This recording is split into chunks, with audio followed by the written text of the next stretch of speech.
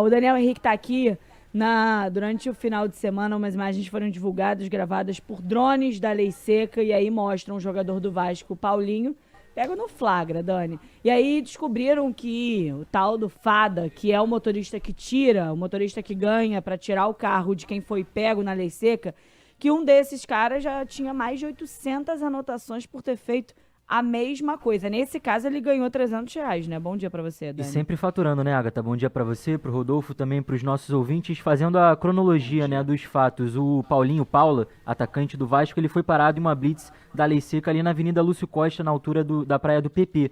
Só que quando os agentes pediram a CNH, ele não apresentou o documento e foi multado por isso. Ele fez o teste do bafômetro, não acusou alcoolemia, só que ele precisaria que outra pessoa habilitada fosse até lá no local para retirar o veículo. E aí, nesse momento, o Thiago Almeida Bianchi de Matos, que é habilitado, ele se aproximou da situação e ofereceu ao Paulinho o serviço para conduzir o veículo até o local que ele quisesse pelo valor de R$ 300. Inclusive, em depoimento à Polícia Civil, um agente da Lei Seca disse que esse tipo de serviço ele é comum nas operações. Com isso, o Thiago assumiu a direção do veículo e tirou o carro dali.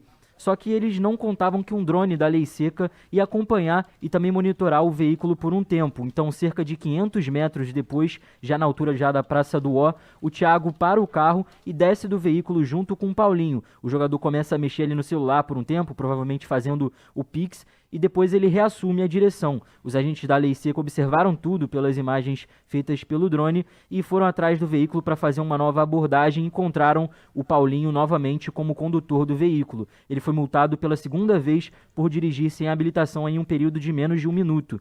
O Thiago também foi alcançado e eles foram levados para a delegacia. O crime cometido pelo Thiago, ele foi registrado como permissão ou entrega temerária da direção de veículo automotor, já que ao devolver o carro para o Paulinho, ele entregou o veículo a uma pessoa não habilitada. Só que o que a gente está tentando entender é por qual crime realmente o Thiago vai responder, porque, segundo o Código de Trânsito Brasileiro, não há como punir por permissão ou entrega temerária da direção de veículo automotor aquele que não tem qualquer responsabilidade legal sobre o veículo que está sendo conduzido. Ou seja, o Thiago, ele não era o responsável, ele não era o proprietário do carro que entregou o veículo a alguém que não era habilitado. Então, por isso ele não se encaixaria na tipificação desse crime. Eu, inclusive, conversei com um especialista em prevenção e segurança no trânsito, o Fernando Pedrosa, e ele propõe que haja uma mudança na legislação para que essa prática desses chamados resgatistas seja tipificada. Vamos ouvir o Fernando. O que eu acho que pode ser feito, na realidade, não de efeito imediato, né? O caso aconteceu, vamos ver se existe uma forma de punir esse profissional da ilegalidade, né? O que eu estou pensando, a partir do que eu recebi de informação dos juristas, é sugerir a um deputado federal que sugira uma alteração do código tipificando essa prática e aplicando a mesma penalidade, né? A mesma penalidade que existe para o condutor é para aquele condutor que faz o resgate, que, portanto, se apresenta para levar o carro e, na verdade, entrega o carro 500 metros depois.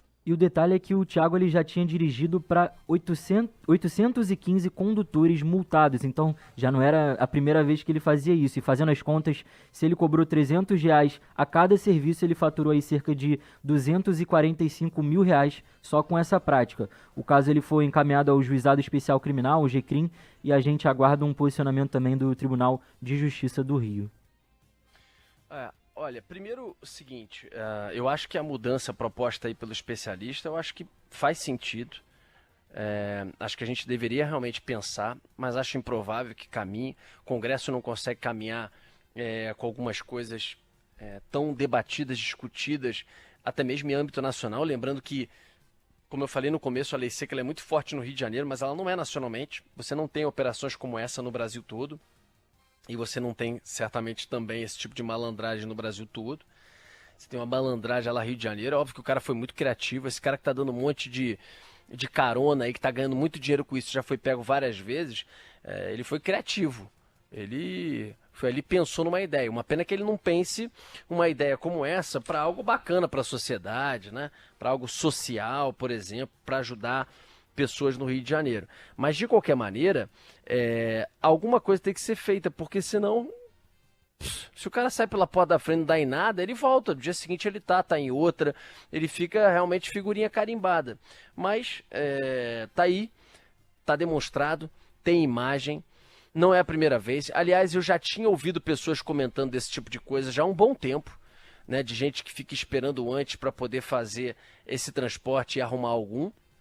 E a lei seca ela vai se adaptando para poder flagrar, para poder pegar e impedir que malandros driblem a operação em pontos aí do Rio de Janeiro.